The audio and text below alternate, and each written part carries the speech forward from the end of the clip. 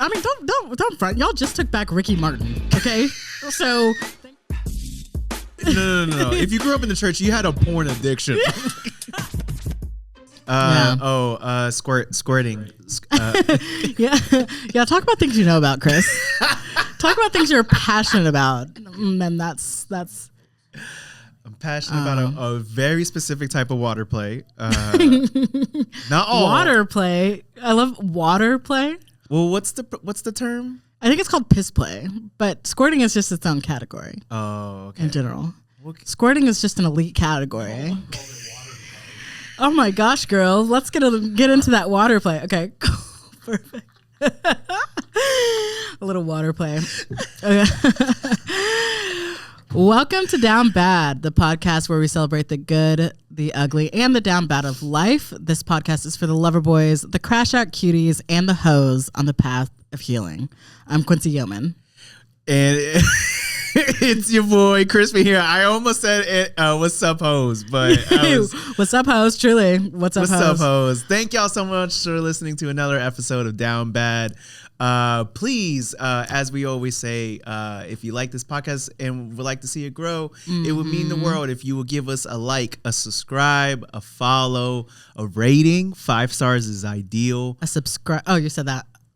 But you know, that's how important subscribing is. We're saying it again. Smash that like button. Smash that like button. Smash that subscribe button. Share it with your friends.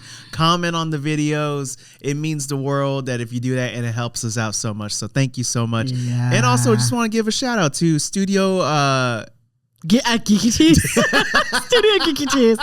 Our producer Kyle, who's in the booth. So it's helping us really step up our quality. But it's good to be back. We're back good. We're coming back to weekly.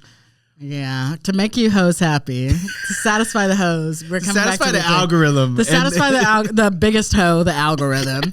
And it's good. It's good. Weekly, I think, makes sense. Mm-hmm. It makes sense. We have things to talk about weekly. Yeah. Also, is the algorithm a hoe, or are we hoes for being slaves to the algorithm? I think the algorithm is a greedy, nasty whore. Because at the top of that algorithm is a bunch of rich men making money. I feel like the algorithm is a brat. No, I don't think the algorithm has enough Zazazoo to be the brat. It's not giving the Charlie XCX brat fun vibe. Oh, I meant I guess that's what the Charlie XCX album is referring to. I was referring to the term like a brat in kink culture. Yeah, I don't think the algorithm is a brat. Is that what the album's about? I mean, I think the album is about. Brat is, I think it's two form. Did you not listen to the album? I did. I loved it. This album, that's 3 years old now? Is it 3 years old? I think so, yeah. Oh my God. Because it wasn't last summer. It wasn't the summer before that. It was the summer before that, I believe. Oh, okay. Yeah. I think it is both referring to brat, kink culture brat, and general brattiness. Okay. But I think the algorithm the algorithm's more like a slot machine. Yeah. Like a Vegas slot machine. Elaborate. Because you're putting things in the hopes to get more out, but we are not let in on the method to necessarily get out what you want. You're gambling. I mean, to go viral is a gamble. I see what you're saying. Yeah. Okay, yeah. I thought you were calling the album a casino. No. I do love Casino. Baby Keem, shout out. My gosh. This isn't a music podcast. This isn't a music podcast. But oh my God, I needed that Baby Keem album with everything in my Literally was just listening to it in the car before on my way here. I haven't listened to anything else, and yeah, it's funny because I've been around my apartment just repeatedly going sex appeal over and over. I love that song because I'm 5'4". I never claimed my real height, but I was like, oh my God, she's 5'4". Oh my gosh. That's like all those rap songs where they name drop people. Yeah. Like they name not people, but they talk about B.O.B. Duckworth. No, No, when they're naming girls. Oh, like the Keisha, like the Freak Leak or like the Mambo number 5s of it all. Like those where it's just like, I wonder how it feels to be name dropped like that. Because depending on the artist, okay, also, hold on, time out. The fact that you went from Freak-a-Leak to Mambo number 5. I'm just trying to list, showing both sides of the culture. You know, when we're talking about in rap music, the great rap classic Mambo number 5. You didn't say rap, you said when they list. Oh, so I was giving examples, right, okay? Sorry for caring about Latino culture. We do not claim that. Chris, I'm sure you're not claiming, what's his name, Lou Vega? Lou Vega? Listen, Lou Vega's not in the top 3 mentions. That is the fact that you're bringing. I understand, because Freak-a-Leak was also the first that came to mind. So that makes sense. But then the fact that Mambo number 5 was a great list of names. Mambo number 5. I mean, don't front. Y'all just took back Ricky Martin, okay? So thanks to Benito. All right. Sorry. I'm thinking inclusively. We didn't take him back. He's just been on hiatus. He came out of retirement. Yeah. Anyway, he came back, but yeah, I've always wondered what that must feel like to you're listening to a song, because Chris doesn't get name dropped in songs like that. I have a friend from childhood named Felicia, so she's been mentioned in a lot of rap songs. Oh, and I felt like it was good for her. I felt like it was how good. did she feel about the Bye Felicia movement? I don't know. I'll follow up. She doesn't spell it like that. Oh, so okay. Yeah. She spells her name differently. I would say she spells her name even blacker than that spelling of Felicia. How can you spell something blacker? Falisha. Oh yeah. That's a blacker Felicia. Yeah, she is light skinned, but that's a blacker spelling. Okay. Yeah. Okay. Shout out to light skins. We out here. we get a lot of. Shout out to Mochaladas. We're out here too. You can't even let a light skin have its moment. The light skins are having their moment. Okay, Zendaya's releasing 7 movies this year, so y'all are good. She has to, because Drake we're losing by 50 because of Drake. I know. She was like, let me get my coin up for the light skins everywhere. Oh my gosh. Okay, well, I'm excited. We're bringing forth a thread today. Do you want me to read Do you want to read this thread, or do you want me to read? Here, this I can read the thread. Okay, you got the thread. I can read the thread. Okay. Shout out to @Amanda Porless in Times. That's probably not how you say it, but wrote, I hate when straight men don't moan and stay hella quiet during sex. A, we fucking or we recording an ASMR video. I need you screeching at a frequency so high that a colony of bats flies to the bedroom. I need you hitting that falsetto. Stop playing. Beautiful. Wow, I love it. First and foremost, I just want to say I think I have to put myself on blast. I have been a culprit of this for a good amount of my life. You're a silent sexer? Mm-hmm. Really? For how loud you are in life, for how freaky you are. You're cool. What are you doing? I'm truly shocked. I'm honestly very, very shocked by this. I'm sorry. That's so funny. That just the idea of someone like, oh, now you're quiet. Yeah. Be like, has Chris left the room? What? Really? That speaks to how loud I am as a person.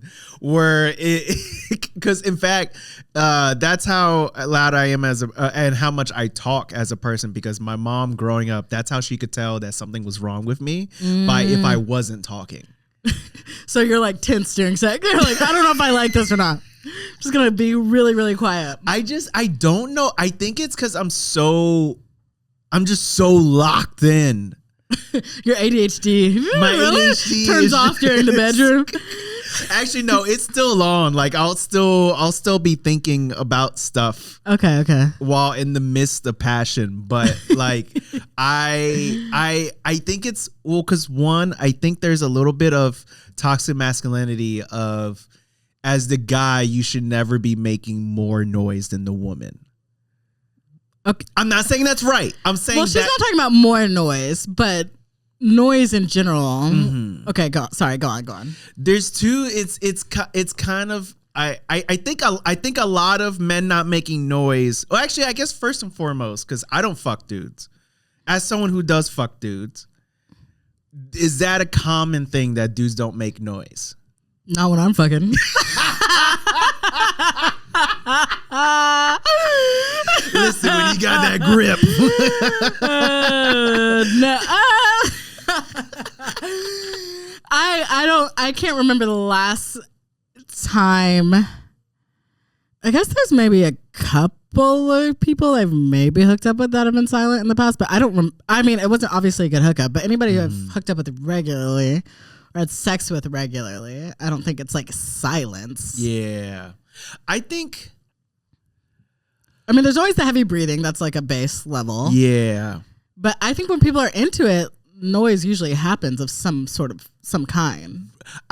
There was a long period of my life where I had to remind myself to make noise. Do you dirty talk? Not really. I'm not good at dirty talk. Really? Well, because I ruined it for myself by realizing that dirty talk is just narrating what you're doing. It's not always that. But like ever since I came to that thought, it dirty talk, which is weird because I love it. Like I love hearing it. I will admit I am not good at giving it. You're not giving affirmations to the women you're with? I am. I'm saying things. I guess that's dirty talk. Oh, then like okay. if you're telling someone, hey, this is good, or throwing out a good girl, little everybody's a praise. I mean, everybody, if you're younger than 45 has a praise kink. So, that's just the era of life we're in. We're all looking for reassurance, trying to get our likes on and offline, in and out of the bedroom. And so that's actually true. Praise kink is the new choking, where like when choking first dropped, everyone was like, oh, that's choking first dropped. In early Greece, when choking when first hit the streets. Oh my gosh. Well, kinks have been around forever. Nothing is older than sex. I'm saying, like, I feel like there was like 10 years ago, everybody was like choke. That was the rage. Now it's just like considered standard. Yeah, but I think choking goes hand in hand when 50 Shades dropped. Then it's like straight people were like, oh, choking is a thing. Yeah. Some of us were getting choked you got choked when you came out of your mother's fucking womb by her grip on the way out, okay? Sorry to say that. I don't know where that came from. I was possessed by the devil. That was so. This podcast is over. That is crazy. We have said a lot of crazy. I have said a lot of crazy things. That is by far the choked by your mother's grip I should make a shirt. You were choked by your mother's grip on the way out. Scan this QR code to follow me. Some of you were choked by your mother's grip, and it shows. Truly.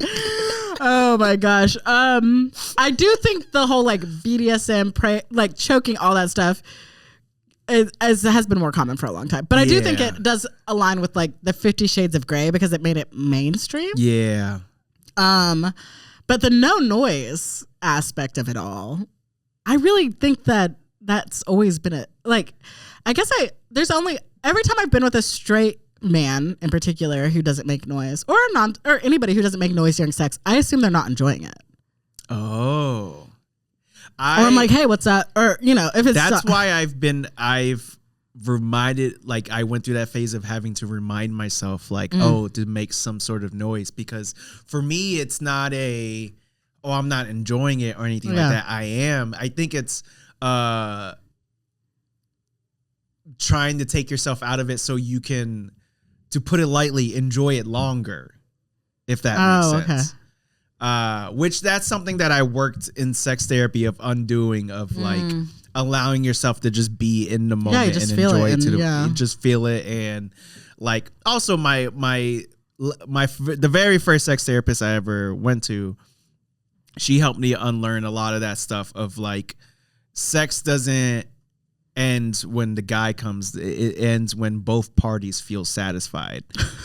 Like I hate that you had to go to therapy to learn that. Well, I'm glad you're moaning now, and that now sex is not just about getting your nut. No, not in the sense where it's only my nut, but more in the sense where like, just in general, a nut occurring for either party doesn't have to be the end. Total. No, I feel you. Like, for example, there could be a chance where you have a session where neither party comes, and like that's okay if you both still feel fulfilled from the sex. Okay, that could still like it can be finished, and it's not seen as like incomplete. Right. Because I'm a generous. I try to make sure my partner gets their nut. All right. I want to put that on the record. Yeah, I know. I'm giving you shit. But at the same time, I think it was more of like I was feeling too much pressure to whoever I am hooking up with that they experience a nut because of a lot of like insecurity I had of like, oh, if I don't knock it out of the park in bed, they're going to leave me. So it was like I was putting so much pressure where that's why I was quiet, because I was performance anxiety. Yes, it was like performance anxiety of like I have to last a long time, I have to make sure they nut, I have to do this, I have to do that. Let's see how many times we can say nut in one episode. I think we're up to about 50. Everybody should nut. I love saying nut too. I always love the idea of someone. I know we say, please share this with your friends and share this with people. And I'm very entertained by that. It's like, hey, I'm listening to this podcast. It's so funny. You should check it out. And then people listen to it and it's just getting choked by your mother's grip. nut 50 times. This super cut of just compilation of Quincy and Chris saying nut 1,000 times. That's so funny. Okay, but now you'll make noise. Yeah, now you'll let people know. I'll make noise. I'm still not like amazing at it. I'll still kind of like be so locked in the moment that I'll forget. But it is something where I do, because I have heard about this before. Of men not making enough noise. And I think it's also like, I can't speak for other men, but I think it's like for myself, I forgot that like, oh, women also like, or at least your partner in general needs to also feel signs that you're enjoying it. Right. It is it's a very easy way for someone to know that you're enjoying it, for sure. Because I've been with people who they like the closer they get to their to their nut. As you're climbing your way up to the nut. Yeah, as you're when you're climbing your way to the top. Yeah. That they get quieter. Sorry. They get quieter because they're needing to like mentally focus on making it. Because you don't need to mentally. Yeah, you got to let yourself be free. That's the thing. It's not about focusing on getting there. It's like surrendering to the moment. But at least in what I have, and I as a dude, what I have noticed from my female partners is reaching a nut has been a lot more than just physical feeling. Like there's a lot of mental aspect. I mean, men also need emotional safety to nut. Yes. So yes. Emotional safety to nut is good. But I've been able to nut under a lot of distress. Me too. and I do not have a penis. So I've nutted in times where I was like, I really was not having a great time, but at least I nut. So sometimes, but some people have, it's different mechanics, right? Yeah. And I do know only a certain amount of women, there's a small percentage, that, they're, as far as coming to completion, different ways. Well, because there's kind of the running joke of, I don't know how it is. Well, because like, there's kind of the stereotypical joke of like, men having to think about other things to not come. Yes, I've heard that. I've seen it in action. I've heard and I've seen it on the front lines. My go-to for the longest time, my go-to has been I think about Star Wars. Oh, I feel like you can always tell a guy's trying to avoid it because he starts doing this.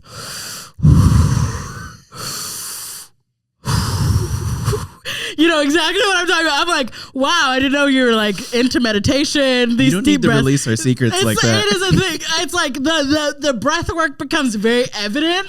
I'd rather say my social security than you reveal that information.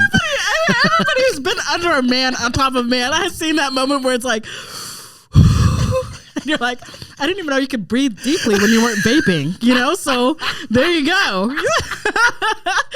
Absolutely.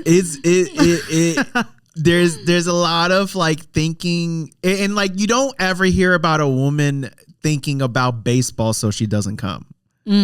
Like if anything, it's like you're thinking about. Well, she might come if she does think about baseball. Go Dodgers. Shout out to my boy Shohei. I was wondering if you want to shout out your baby daddy. We went to a Dodgers game last year, and Quincy would not shut the fuck up about Ohtani, the star player of the team. But so basic. I'm like, wow, what an amazing guy. Great looking, so talented. The definitely doesn't have a gambling addiction at all. He doesn't. I believe that.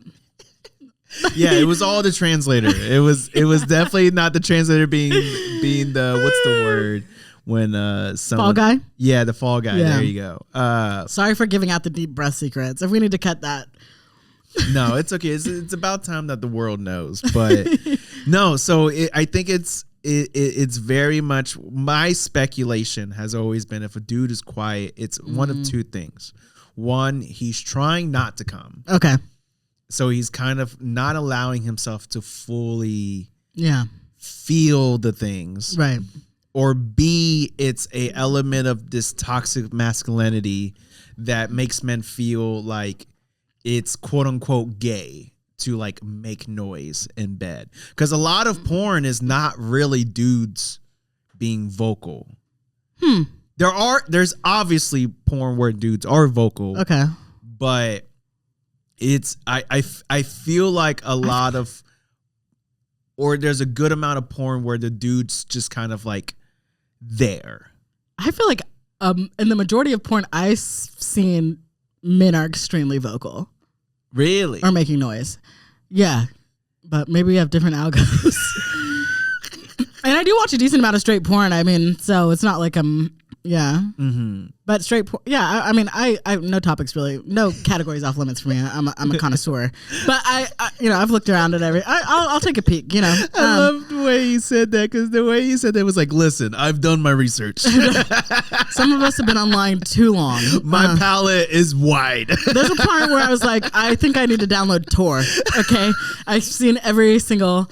I'm not as into porn as I used to be, but you know, we all had phases. If you grew up in the church, you had a porn phase. But No. If you grew up in the church, you had a porn addiction.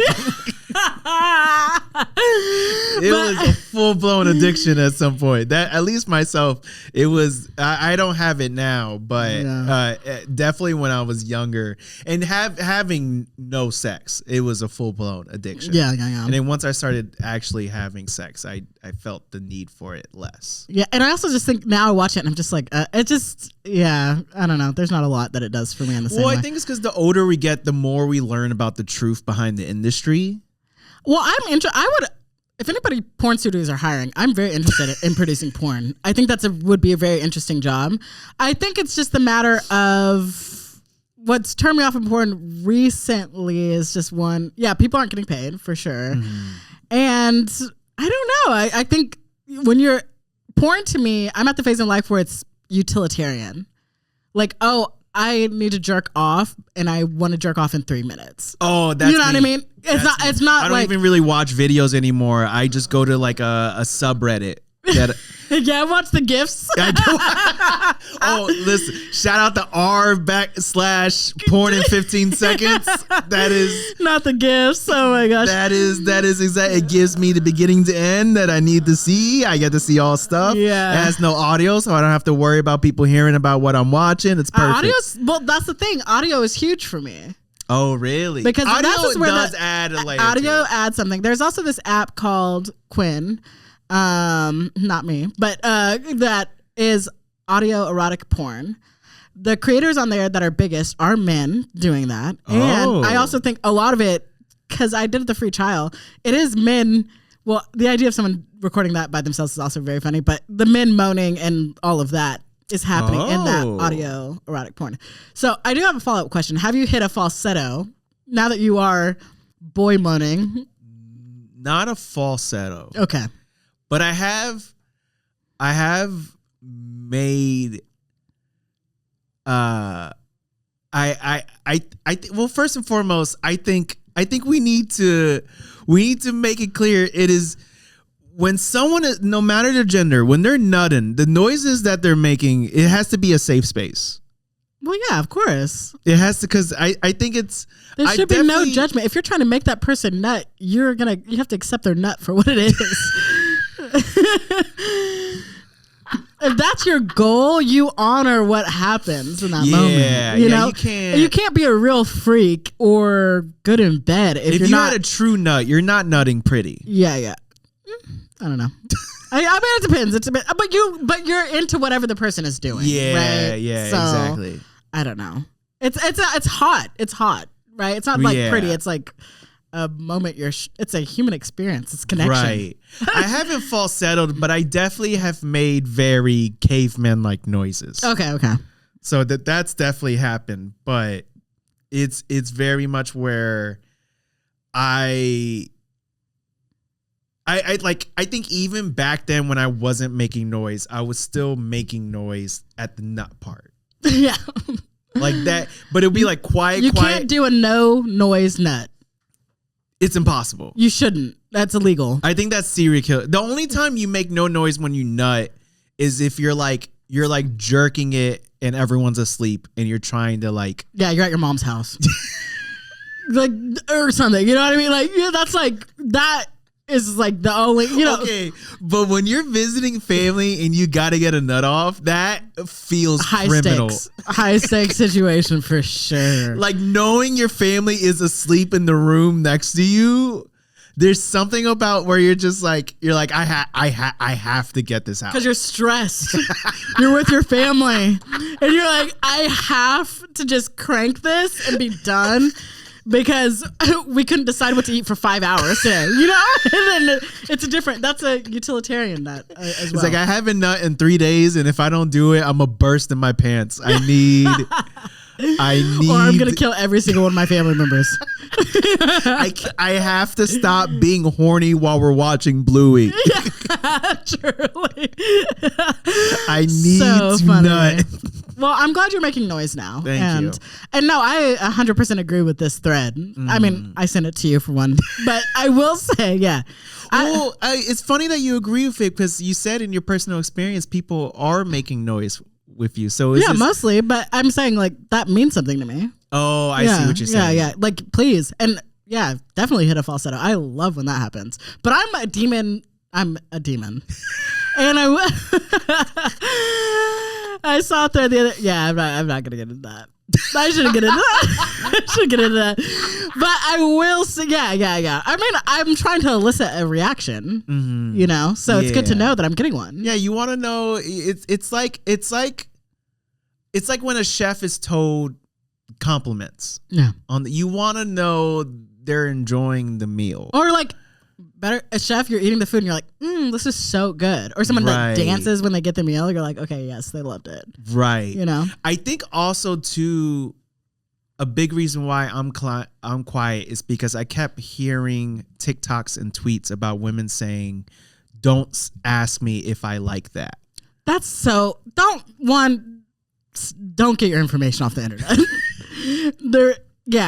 I mean, why wouldn't I that makes no sense to me. One, that's communication in bed. Right. Because it's like if you're not asking, people can't have it both ways. Yeah. I think asking if you like that's one of the many ways you can dirty talk for sure. Yeah. But like, don't ask me if I like that. Well, how else am I supposed to know? Also, maybe it's like I want to hear you say you like that. Yeah. And that does something for me. So people are fucking dumb. Yeah. I don't agree with that sentiment at all. Honestly, it was something where I'm kind of realizing now in the moment as we talk about this, where like how deeply implanted that became. Really? Hearing that in like TikToks and tweets of just like, it's not even it probably wasn't even that abundant amount of content. It was Yeah. probably just like a few key things, and then a girl I liked retweeted it or reposted it. So I'm just like, okay, then that's clearly I have to. I like this girl, so I want to. I'm assuming I made the incorrect assumption that all people are a monolith. Yeah. It's like everybody's got their own preferences. Right. Yeah. And I mean that's the truth. That's such a, unfortunately with sex, we monolith everything when Heteros do. I mean, I mean, no, that's true though. It's true. I think heteros. I mean, everybody does in a certain extent. I think this is the problem with like chemistry. People believing so hard in chemistry because you're not necessarily going to knock it out of the park with someone immediately, and you're not going to necessarily know someone's preferences immediately, or even how they like to be kissed. And if you're coming from different people like different things, Yeah. and you might like different things with different people. So that drives me crazy. And I think people count out too the possibility of being able to build the chemistry. Because just because something doesn't start off with chemistry doesn't mean it'll always be that way. Right. But no one wants to do, I used to have a whole, I'm not going to do the bit, but I used to have a whole bit about that of like, people don't want to, they just want to have someone magically know what you like, whether you know what you like or not. And you can't have it where someone magically knows what you like and also still prioritize consent. Yes. So not to get deep, but that's true. That's a fallacy though. Because a lot of people discover a kink they like because someone just did it to them without even asking. And it's like maybe because you like that person, it was okay, but then you throw a different person in that context, and that turns it into something else. Right. And also what you like with someone, it just can vary to person. Right. Like we joke about like, everyone likes choking, but for some people choking can be triggering. Yeah. Some people don't like being choked. It's really wild that we kind of just assume something like that someone will be okay with without having to or like some people love to get hit. And you can't just assume someone wants to get slapped in bed. Yeah. That is like I one time got slapped without being asked. Really? If I liked being slapped. And I have to. I was not a fan. No, never the moneymaker. I was like, you see my face? Don't slap my fucking face. There's nothing sexy about flinching in bed. No, yeah.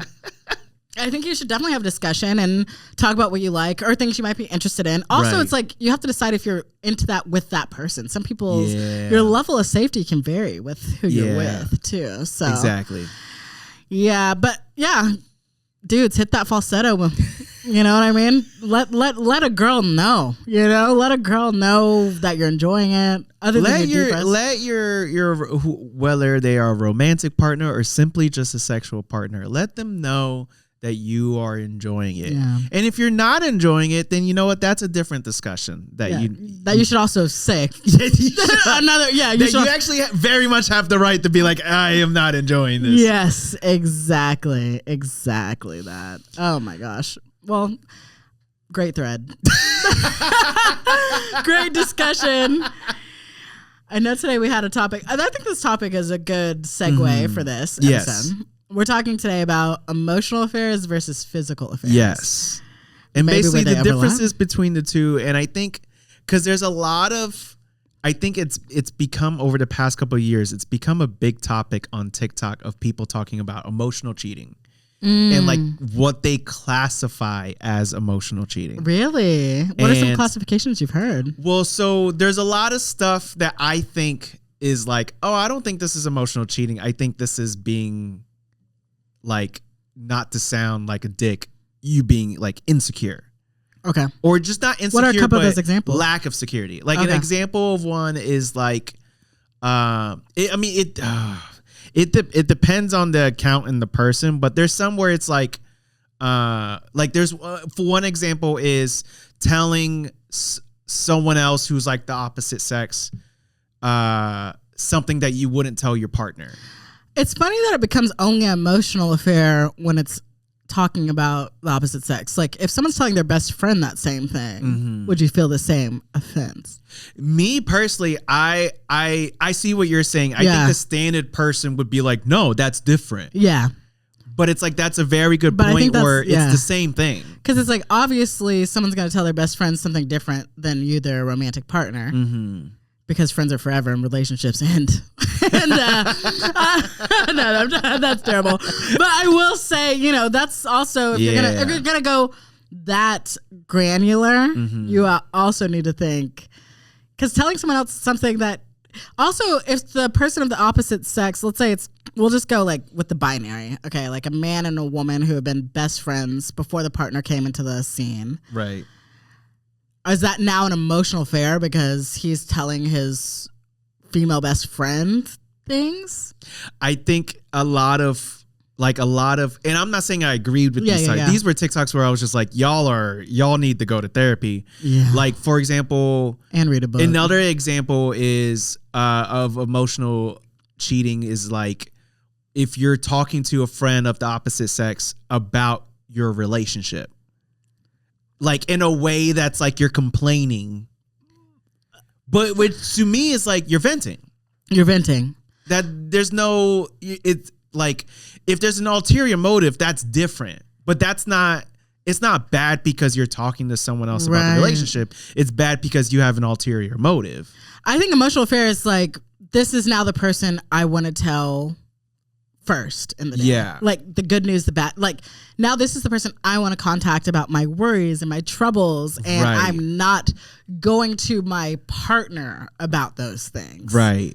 That I think is emotional affair. But to be, oh, hey, I'm complaining about my relationship with someone, a friend or whatever, the opposite sex. Right. Oh, I'm, venting or, here's my best friend. I'm going to tell my best friend something that I'm not telling my partner. But when it's like, oh, this is the first person I want to talk to when I wake up. This is the last person I want to talk to before I go to sleep. Right. This is, I'm saying I love you. Yes. That like, and then your partner is being downgraded. Right. That to me is an emotional affair. Right. Right? Yeah, I agree with your definition where it's very much where when someone takes an emotional priority over where theoretically a partner sits. Right. And I think there's obviously levels to it. Like sometimes I get good news and I don't tell my girlfriend first only because I think of like, oh, this is comedy related. Let me tell my comedy friends first. Right. Right. And but it has nothing to do with like I see them as a priority or anything like that. It's just that's just how my brain works. Totally. It's like, oh, they're gonna know what this work means. thing this happened. Person, let me tell my coworkers. Yes. But there's definitely times where it's like I become conscious of like, oh, like let me, out of everyone who I need to text back today, let me text my girlfriend first. Right. Like, and not because I feel this pressure, but it's like I want the person who I'm romantically involved to feel like a priority in my life. Yeah. And I think with a lot of the examples I was seeing on TikTok, it was just, that's why I say insecurity, because it's just like, I think there's a lot of people who are clearly have been hurt. Yeah. And so they're implementing all of these rules that need to exist of like, where so they can feel safety when it's just like you were hurt, you need to like work through your shit. Right. Because I agree with you where it's that prioritization. And I think the reason why there's such a wild west of what the definition of emotional cheating is because we as a society have only seen cheating as a physical thing. And I think now people are starting to see the emotional affair aspect of it and recognizing that. But then now it's like, since that's the thing that we're just now acknowledging, it's kind of a wild west of like, well, what is that? And what does that mean? I want to add also to the prioritization aspect. It's also prioritizing this other person's emotional state over your partner's emotional state. Ooh. Because it's not only letting them in, but it's like if you're now sharing the emotional world with another person, that is a thing. So, go ahead. So I think there's that. I think emotional cheating has always been a thing. I think it's always been a part of it. I think that people believe because of the physical, I don't think they actually can be separated. Physical cheating and, well, I don't know. I think it's easier. I think there's always just a little bit of both in the other. Like even if it's just a physical, I think famous Harry Met Sally quote, cheating is a symptom Oh. So I do think whether it is physical or emotional, even if it's, you're like, oh, that was just, you weren't there for me and I started relying on another person and this person was coming to me and opening up to me when you weren't being vulnerable. Or, oh, I just like went on this trip and I just like ended up having sex with this person. Right. There's still probably a drop of either aspect into that other thing. Right. But I do think when I think about emotional cheating, I believe that, you're suddenly sharing an emotional world that you would share with a partner with someone else that is not your partner, and your emotional world with your partner becomes less of a priority. And it's usually a symptom of emotional neglect. Yeah. On both sides, whatever, people aren't feeling emotionally safe with their partner and finding emotional safety in someone else. Right? So, and then the physical cheating, I just think I understand a one slip up, maybe we weren't having sex a lot and you go on a trip and you end up hooking up with someone. But if you're going back to someone again and again physically, there's usually an emotional attachment to it. At some point, you might have to acknowledge like, oh, this isn't just a physical affair, right? Because there's a lot of chemicals released for everybody during sex, and suddenly you're saying things you never said before, and then it's like, okay, well now you're in that realm. Right. This is the question I'm going to ask is more of a binary question. Okay. But which do you think is easier for a relationship to come back from? A physical affair or emotional one? That is a great question.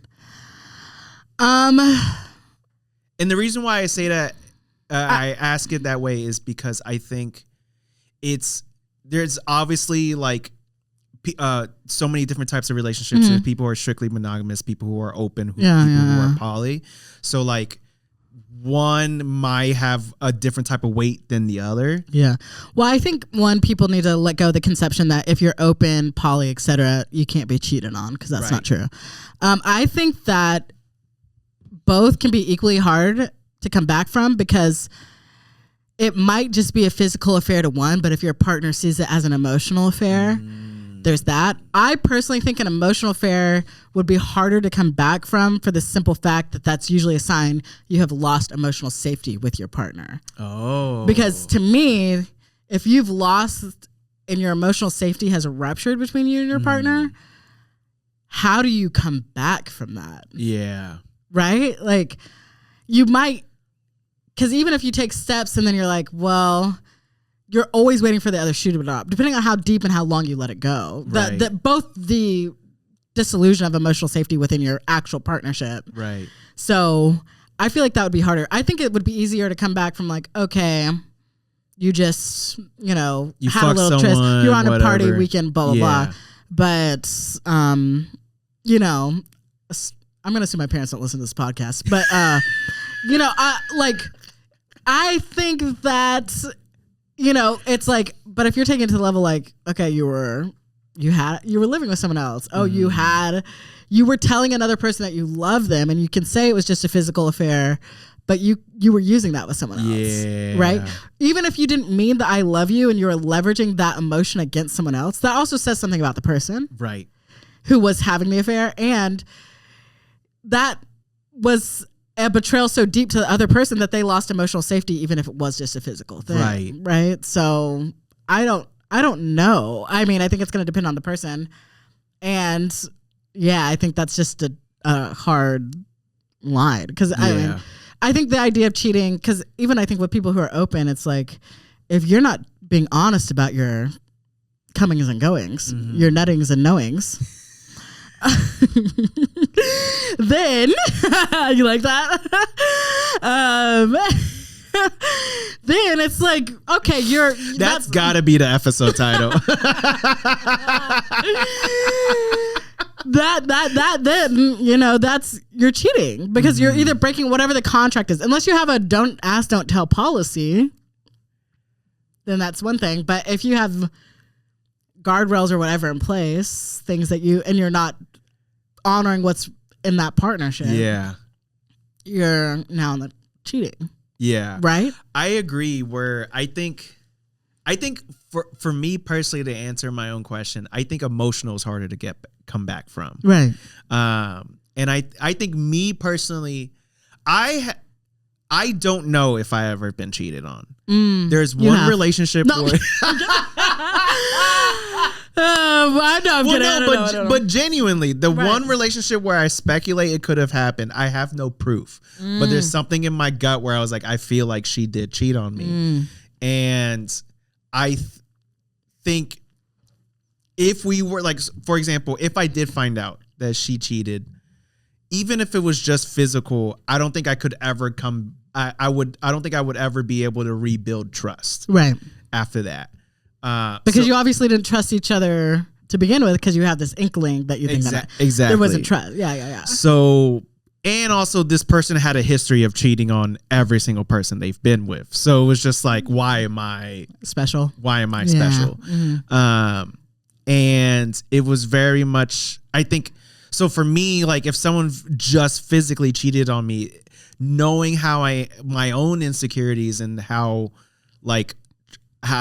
important it is for me to have trust, both receiving trust and giving trust, a physical one is enough for me to like, I don't know if I would want to work through things to come back from that. Right. Now, if it was emotional, that's even more where it's just like, because I've heard people say that where it's just like literally what you said of like, okay, you fuck someone else, that hurts, but like we can work through this. But the emotional is like where it hurts deeper, where it's just like, damn, like at least like almost in a like one person explained it to me one time where it was like physical is like, okay, there's always going to be someone hotter. There's always going to be someone who's like there, or not even that it's like someone hotter, someone but you're sexually attracted to. There's always going to be someone who you're sexually attracted to, but the emotional is where I'm supposed to feel special. Yeah, because you're looking for that companionship. Exactly. Yeah. And like when that's violated, it's like, well, then what the fuck? Like that feels like the ultimate layer of disrespect of like, this is the thing I was supposed to have, this deeper emotional connection that we have. And the fact that you had that with someone else makes it hurt even more on a deeper level. Yeah. And like, obviously to be clear, like both suck. You shouldn't have an affair, physical or emotional. We're not saying, hey, if you're gonna cheat, just fuck them. Just get your nut and go. Just get that nut and go. But I do think it's very much where I think people have committed emotional affairs without realizing they were committing emotional affairs. You realize when you're committing an emotional affair. Really? I think I think that you realize when you're committing an emotional affair, because the way you feel about someone, when you feel safe enough to let them in on that level, you cannot say you're unaware. Right. That's because when you're like relying on this, when you start relying on that person to feel validated or good about yourself, that that's, I think people will try to spin it whatever way because of denial and avoidance, but because also if it wasn't an emotional affair, you would be able to tell your partner. I think that's the big thing, right? If you feel like you can't share the nature of the text or the conversations or the dynamic, if you feel the need to hide something, and like, I think some people try to rationalize and be like, oh, well, my partner sometimes overreacts or takes it this and that. And it's like, you can't put it on them. Right. That's you not dealing with that. Yes. And also, if you feel like they overreact, that means you don't feel emotionally safe. And you don't want to respect their boundaries. You don't want to respect their boundaries, or you're not, you're staying out of comfort, but you still want something else over here. Exactly. Yeah. Because the unfortunate truth is that it's nice to feel wanted outside of what your thing is. Like, let me explain. Please. It's like when you've been in a committed relationship for a long time and then someone hits on you.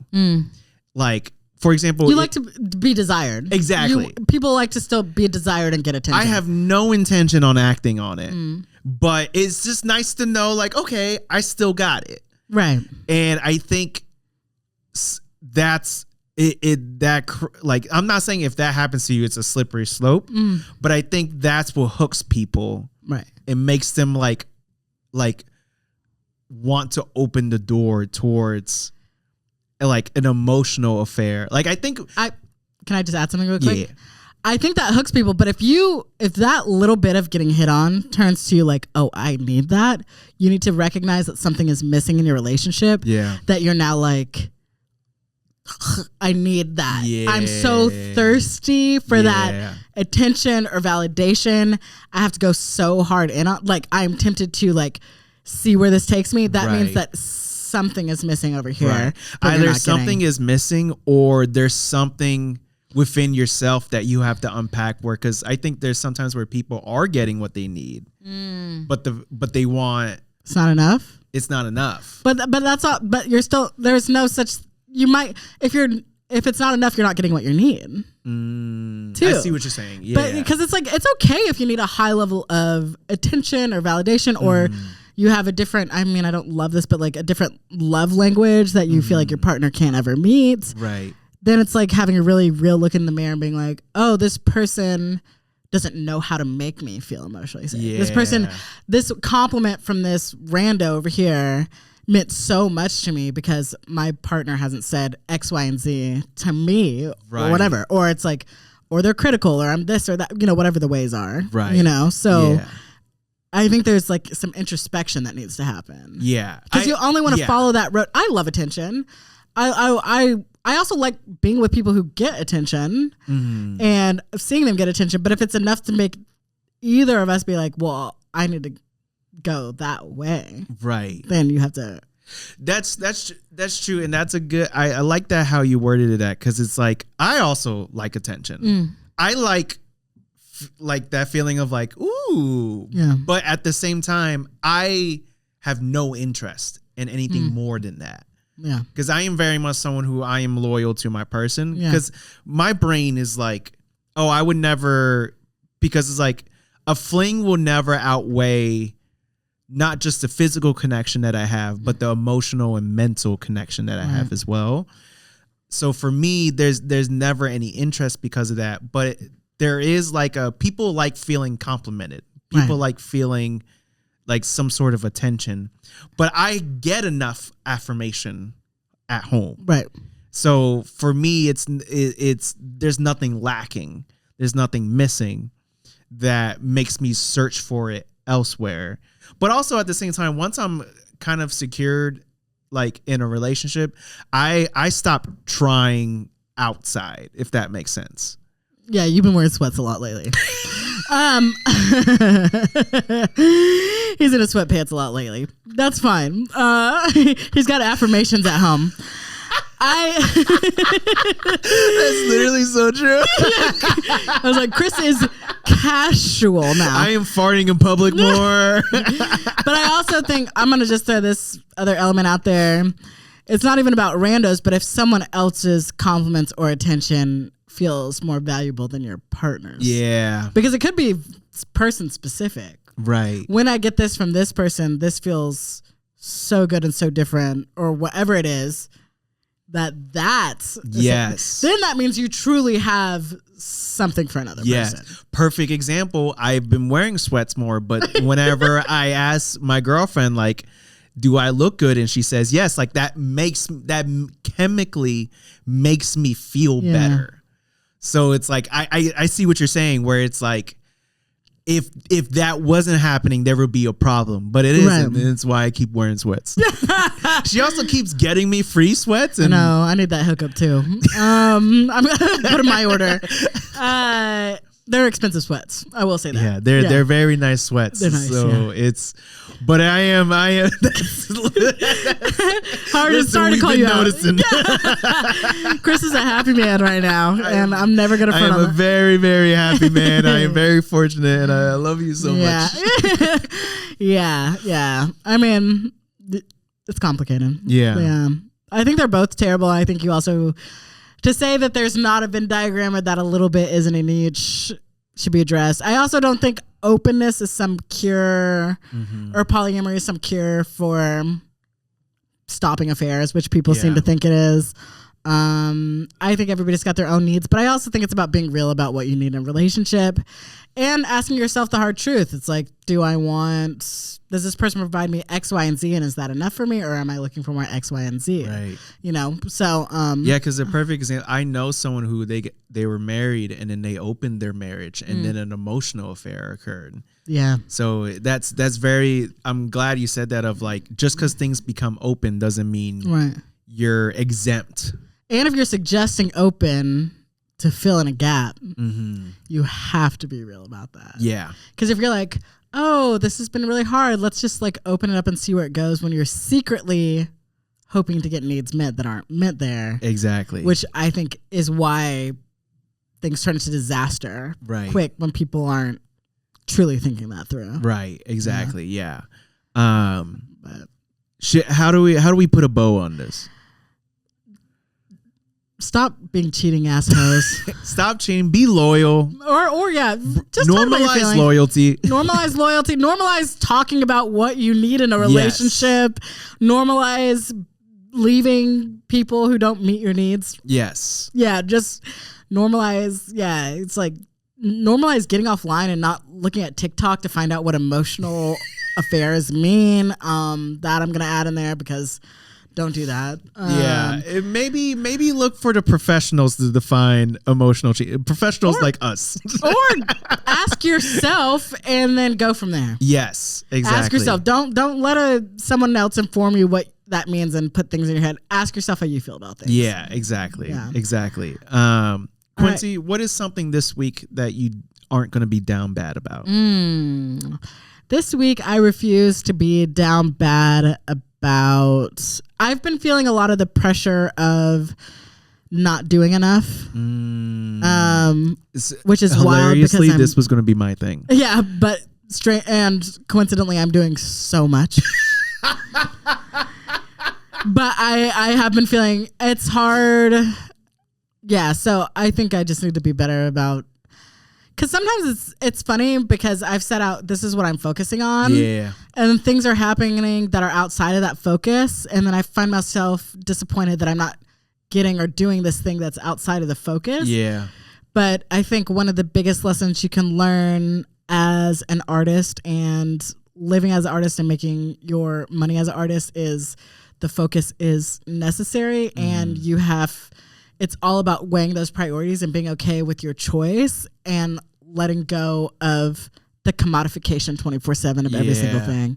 And if you're not commodifying or if you're not doing this, that's capitalism putting pressure on creating, making your art, being true to yourself. Also, like you laid out a plan. The beautiful thing about following your own path is creating that path. And then the other step is owning that path and not getting down bad about, oh, this is happening outside here. Should I have been doing that too? Yeah. Not saying that you need to put blinders on. You can say, okay, that could be something I maybe would want or should focus on in the future, but I told myself I'm doing this. Right. Discipline is a huge thing that sets apart the people at the end of the day who are still doing it and who don't. Right. So I also need to, so I'm not going to be down bad about the fact that I do have very rigorous discipline around things right now that look different than what I expect them to, and I am doing what I want to do, and I need to let go that I can't possibly do everything anymore. Exactly, yeah. And there's a reason why I chose doing what I'm doing now for this moment and just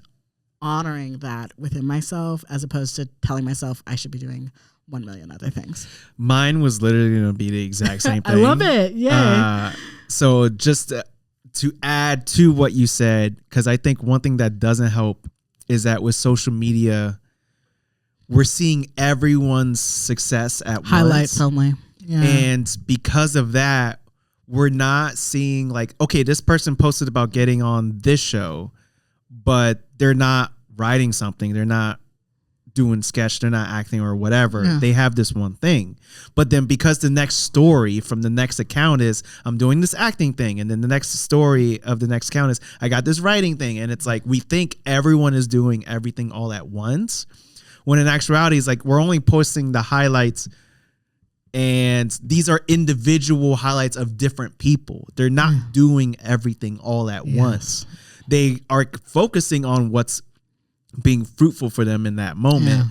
So I think it's just a reminder of like, you're doing all that you can. You only have so much time in the day. Yeah. And sometimes that's just life, where if you're going to focus, like if you're going to water one thing, that means less water for the other. Right.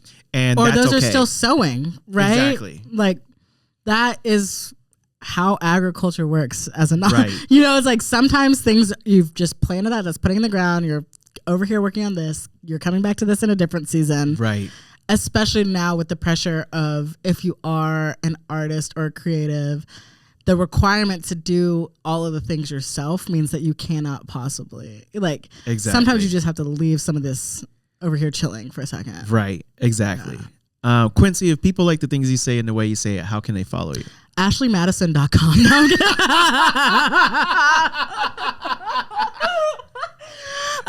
great documentary, by the way.